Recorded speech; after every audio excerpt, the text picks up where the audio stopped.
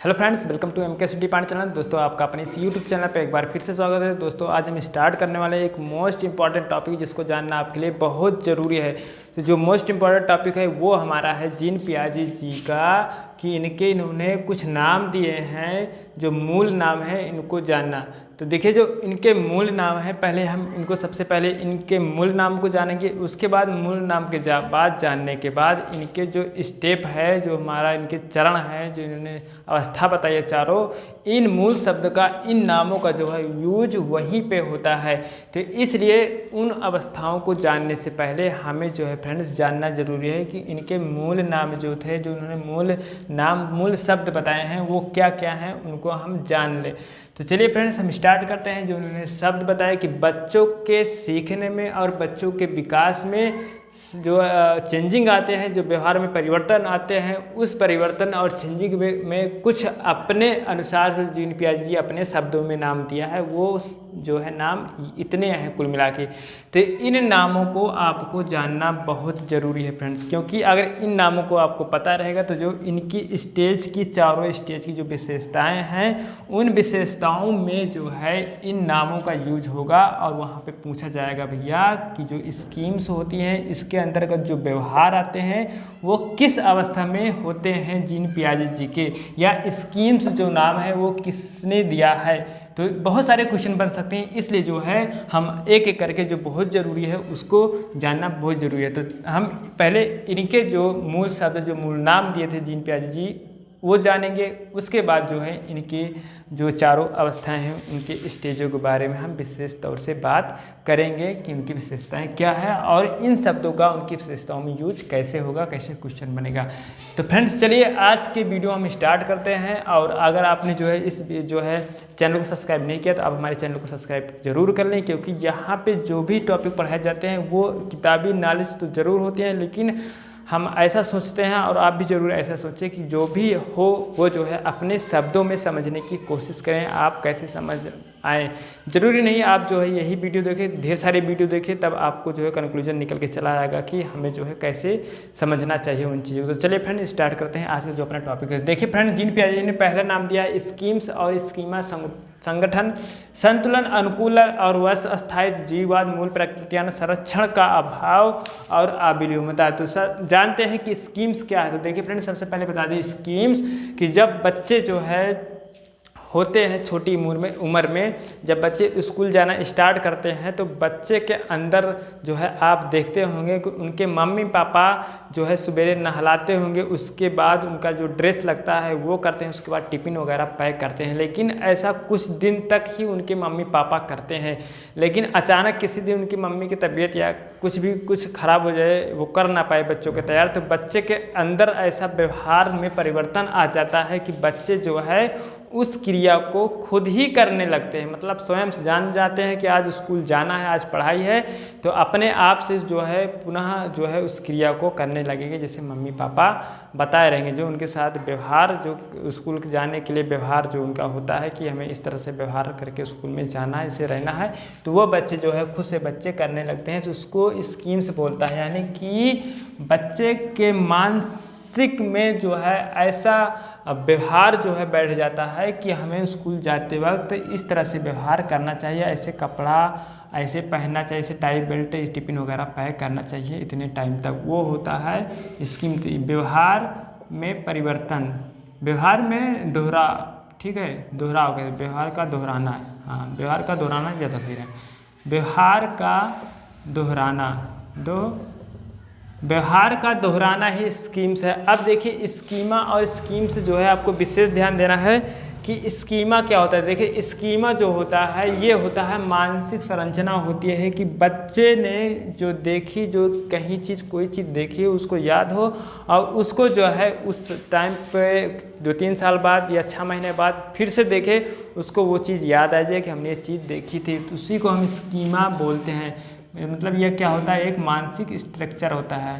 क्या होता है, मानसिक जो है स्ट्रक्चर होता है, या मानसिक जो है संतुलन होता है कि मानसिक में कोई चीज़ जो है व्यवस्थित है, जिसको दिमाग में बसा लेते हैं कि बच्चे के दिमाग में कोई चीज़ याद रहती है, उसको स्कीमा बोलते हैं जीन पियाजे जी अपने शब्द में। कि बच्चे जो है किसी चीज़ को देखते हैं, कुछ समय बाद उसे जो है फिर से पुनः देखते हैं तो उसको याद आ जाता है कि मैंने ये चीज़ें देखी थी और इसका ये नाम है। मान लिए कोई चीज़, जैसे मान लिया अक्षर लेते हैं, यहाँ पे का चीज़ देखी, बच्चों को याद है, लेकिन कुछ दिन पढ़ाई बंद हो गई। उसके बाद फिर किसी दिन बाद देखे तो कहा यार का से कबूतर, मैंने इसे देखा था, इसको का बोलते हैं, का से कबूतर होता है। तो उसके मानसिक में जो है ऐसा जो है संतुलन संरचना बन चुकी है कि उन्होंने इस चीज़ को अपने दिमाग में बसा लिया है, का को यानी कि याद कर रखा है। ठीक है, इसी प्रकार स्कीम जो है व्यवहार है कि इसको व्यवहार जो है इनको याद है कैसे ऐसा करना चाहिए। तो स्कीम जो है व्यवहार से संबंधित होता है, स्कीमा जो है मानसिक विचार से संबंधित, कि मानसिक में क्या क्या चीज़ें उनके असंगठित हैं। अब देखिए संगठन क्या होता है। देखिए संगठन जो है ये स्कीमा से ही रिलेटेड है कि संगठन में होता है कि स्कीमा से पहले जो भी सारी क्रियाएं होती हैं उसको हम क्या बोलते हैं, संगठन से पहले जो भी सारी क्रियाएं होती हैं उसको हम बोलते हैं स्कीमा में जाने से पहले जो भी क्रियाएं होती हैं उसको हम संगठन बोलते हैं। संगठन में देखिए कोई चीज़ देखने के बाद बहुत सारी प्रोसेस होती हैं कि हाँ इस चीज़ को हमें याद रखना चाहिए, उस चीज़ को याद नहीं रखना चाहिए। वो सारी क्रियाएं हम जो है सोचते हैं, अगर इंटरेस्ट रहता है किसी चीज़ को में तो उस चीज़ को ध्यान रखते हैं। तो वो सब सारी चीज़ें की जो कि बीच में क्रियाएं होती हैं उसी चीज़ को स्कीमा में पहुंचने से पहले उसको हम संगठन, पहले मतलब कि वो चीज़ें क्या हो रही हैं यहाँ पे कलेक्ट हो रही हैं, उसको हम संगठन बोलते हैं। अब देखिए संतुलन क्या है कि जीन पियाजे जी संतुलन किसे कहते हैं अपनी इस भाषा में। तो देखिए संतुलन को जानने से पहले आपको सब बता रहा है, संतुलन नाम से ही स्पष्ट हो जाए, किसी चीज़ में बराबरी होना चाहिए, ज़्यादा इधर उधर चीज़ नहीं होनी चाहिए। तो आपको समझ में आ रहा है। लेकिन जो है उसको जानने से पहले आप अनुकूलन जानिए। तो अनुकूलन देखिए होता क्या है कि अनुकूलन जो है स्वयं को खुद से ढालना, उस वातावरण के अनुसार से खुद को ढालना ही अनुकूलन होता है। अब हमको पता चल गया कि अनुकूलन क्या होता है। अब अनुकूलन कितने प्रकार का होता है, अनुकूलन 2 प्रकार का होता है, यहाँ पे लिख देते हैं। देखिए बहुत इंपॉर्टेंट है तो आपको पता होना चाहिए, समावेशन और समायोजन। समायोजन देखिए समावेशन में क्या होता है कि इसमें कोई भी जो है जानकारी जो है पता चल जाती है। ठीक है, कोई नई जानकारी जो है कलेक्ट होता है, वो चीज़ याद रहती है, उसको हम समावेशन बोलते हैं। मान के चलिए जो है यहाँ पे एक बहुत उदाहरण है चिड़िया का या किसी वस्तु का आप ले लो। मान लिए आपने इस मार्कर को देखा, इसके अंदर जानकारी आ गई कि एक मार्कर होता है जो कि यहाँ पे लिखा होता है।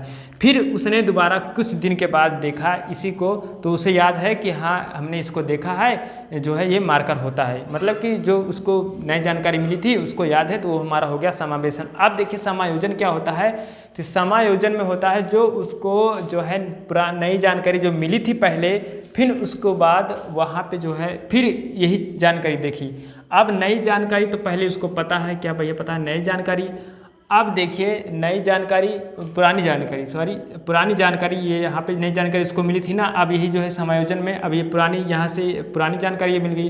अब पुरानी जानकारी इसको पता है कि जो है हमने जाना है कि इसको मार्कर बोलते हैं, लेकिन जो है इसने जब यूज करके देखा कि मार्कर जो है इसके अंदर दूसरा इंक है, ये ब्लैक चल रही है। कैसे चल रही है, ये नीली चल रही है, नीली थी हमारी पुरानी वाली मार्कर, लेकिन ये ब्लैक चल रही है, काला चल रही है। तो यहाँ पे इसको नई जानकारी मिली, क्या मिली कि पुरानी जानकारी तो उसको पता थी, लेकिन कलर के आधार पे उन्होंने देखा कि इसमें बदलाव है, इसमें चेंजिंग है, तो उसकी क्या हुई नई जानकारी हुई। यानी कि समायोजन में विरोधाभास की भावना होता है। क्या होता है इसमें विरोधाभास होता है, विरोधाभास की भावना होती है, इसमें कोई विरोधाभास की भावना नहीं होती है। इसमें नई जानकारी जो है जो मिलती है उसमें विरोधाभास की भावना के द्वारा सीखते हैं, उसी को हम समायोजन बोलते हैं। मतलब इसमें हमको एक नई जानकारी मिलती है पुरानी जानकारी के द्वारा। इसमें समावेशन में क्या होता है कि इसमें केवल हम जानकारी जानते हैं, पहली बार जो चीज़ देखते हैं उसको जानते हैं कि इस चीज़ को ये चीज़ कहते हैं। तो समावेशन और समायोजन में आपको कन्फ्यूजन नहीं होना, हमको अपने आपको स्पष्ट से बता दिया। अब देखिए संतुलन क्या होता है। तो संतुलन जो है इन्हीं 2 चीज़ों से बनकर बनता है, समावेशन और समायोजन। अब आपने यहाँ पे देखा कि नई जानकारी और पुरानी जानकारी मिला लिया। अब उस जानकारी में जो चीज़ें हमको अच्छी लगी, उस जानकारी में 2 चीज़ें क्या अच्छी लगी, वो चीज़ें हमें यहाँ पे संतुलन बराबरी रख के उसके हिसाब से हमें प्रयोग करना, वही चीज़ हमारा होता है संतुलन। अब देखिए बच्चे वह स्थायित्व क्या होता है यहाँ पे। तो फ्रेंड्स आपको पता है जीन पियाजे जी ने कहा कि वह स्थायित्व वो होता है कि बच्चे के अंदर जो होती है उनमें कि मान के चलो एक उदाहरण कि कोई उनका बच्चा है और उनका पिता है, कोई चीज़ जो है बच्चों को दे दिया और बच्चे ने उसे खेल रहा है, फिर पिताजी ने सोचा कि जो है ये बच्चे इससे जो है बच्चे का नुकसान हो जाएगा, इसलिए हम इसको वापस ले लेते हैं। लेकिन बच्चे जो है रोना स्टार्ट कर देते हैं कि उस चीज़ को वापस दो, लेकिन पिताजी नहीं देते हैं, कह देते हैं कि गुम हो गया, कोई ले गया। लेकिन बच्चे जो है रोते हैं इसलिए क्योंकि उनको पता है कि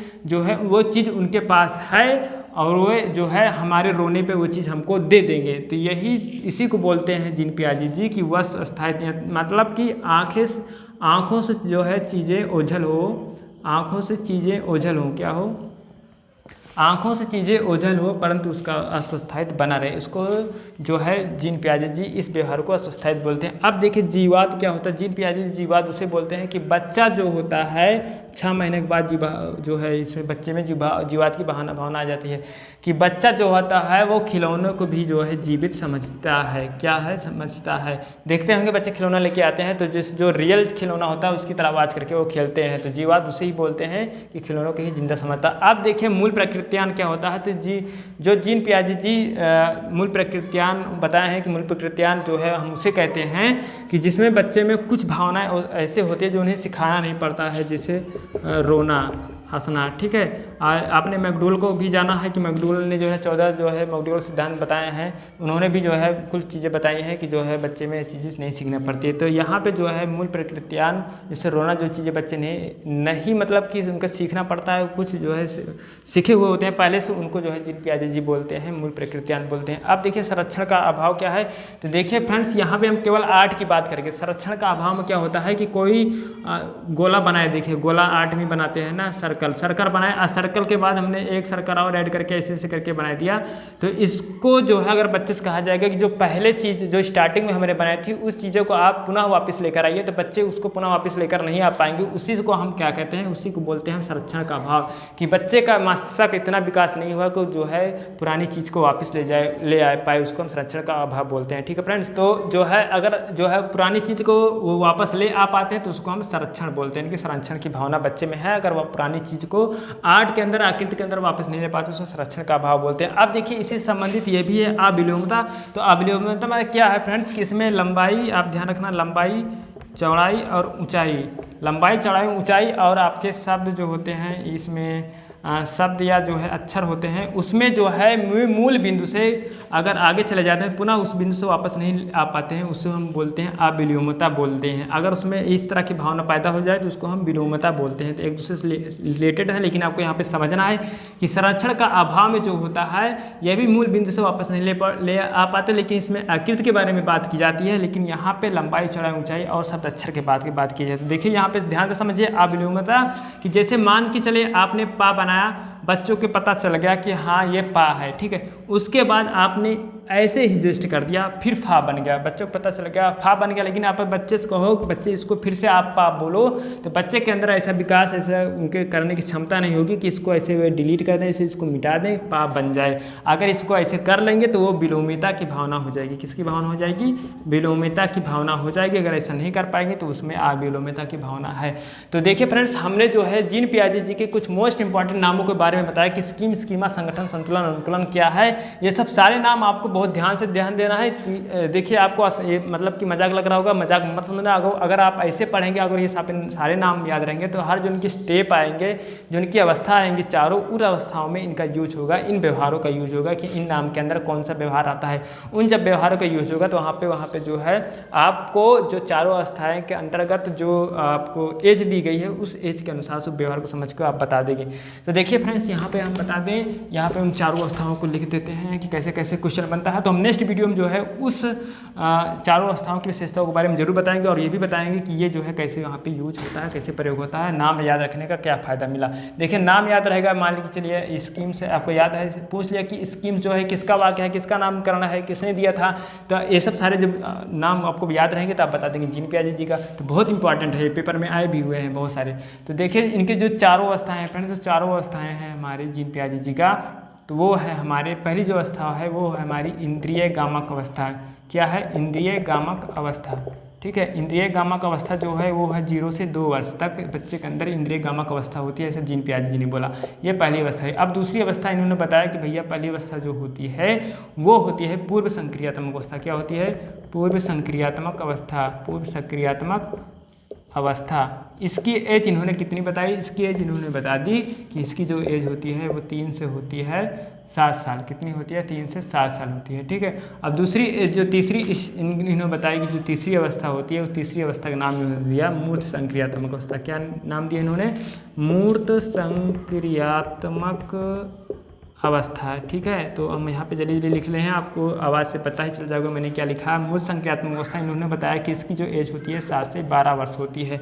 अब इन्होंने जो लास्ट स्टेज बताया कि बच्चे के जो लास्ट स्टेज है जिसमें बच्चे पूर्ण रूप से सीख सब कुछ लेते हैं, उसको हम बोल देते हैं अमूर्त संक्रियात्मक अवस्था। तो उसको इन्होंने नाम दिया क्या, अमूर्त संक्रियात्मक अवस्था, या इसको आप कहीं कहीं पे पाएंगे। देखिए इसकी जो उम्र होती है 12 से 15 एज की होती है, यानी किशोरावस्था में आ जाते हैं इस अवस्था में।